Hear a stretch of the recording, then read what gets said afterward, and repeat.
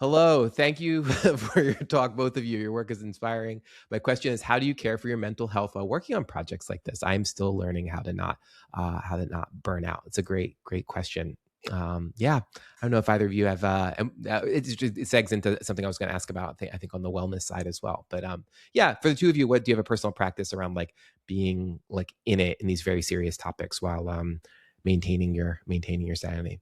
Yeah, I feel like the art making and the practice of making the projects itself are sort of cathartic for me, because I feel like while my project is kind of dealing with these, deeply, um, you know, almost dystopian in a way narratives, I am trying to find the other side of it. It's just a long kind of line of a research inquiry that's happening. So I'm hoping that eventually all of the questions that my work is generating would eventually help lead to the ways in which we can start implementing climate solutions. Which is why when I just want to kind of like go back to the question that you were saying and tie it to this.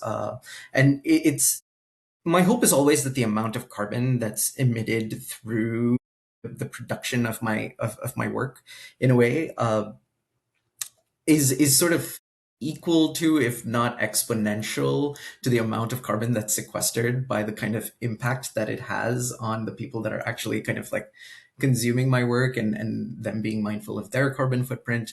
I know that this is sort of this very hopeful, optimistic way of thinking about it, but at the same time, the scale at which our films and games are sort of using energy and resources is not at the same scale at which these giant corporations that we are critiquing are kind of consuming. And I think that this is sort of my way of fighting back, and that kind of helps my mental health stay stable in a way. But at the same time, also, George Monbiot had this famous essay that he wrote called Hypocrites Unite, where he sort of talked about every environmentalist, by just by nature of how much we consume, is a hypocrite almost by definition.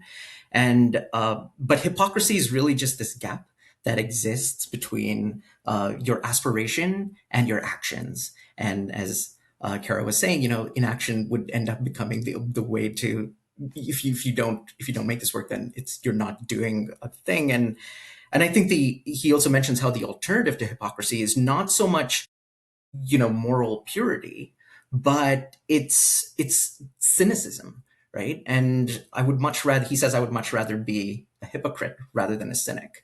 And I think that that's very true of the work that I make. Yeah. How about for you, Kara?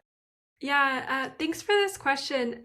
This is something that I think about a lot, and a lot of my work has been about like mental health specifically. Like, actually, that is has been a lot of it, and it still continues to be. Like, I still see it in like Known Mysteries. My most recent game, as I said, had a lot to do about like this woman and the despair that she's feeling, and a hopelessness to it. And I think for me, there's kind of a balance of like, you or I make art to work through something, and then is it too soon to work through those feelings, right? Like, if it is Yeah. too soon, it becomes like, yeah, it like burns you out more, is damaging, it's a horrible process. But if there's like some distance, like just the right amount of distance, then you can like actually Right. feel it be a good process to go through. And so, writing Known Mysteries, like, I of course, like, I put some of myself, but also like my friends and people I see, and the way that we're feeling and the different various reactions that we have to the ongoing climate crisis in it.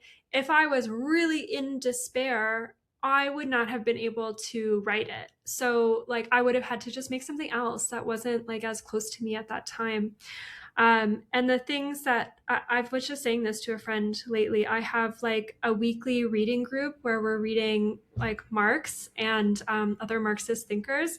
And that's like the only, that, not the only thing, that's the major thing getting me through life lately. I'm like, okay, every week we have these four people who are going to come together and think through these like big things and learn more about it and talk about it and be there for each other. And honestly, like, that has really helped, like, again, inform my practice, but also have a consistent place to I don't know, bond with people, think through these things, and yeah, work through it together. Yeah. Yeah.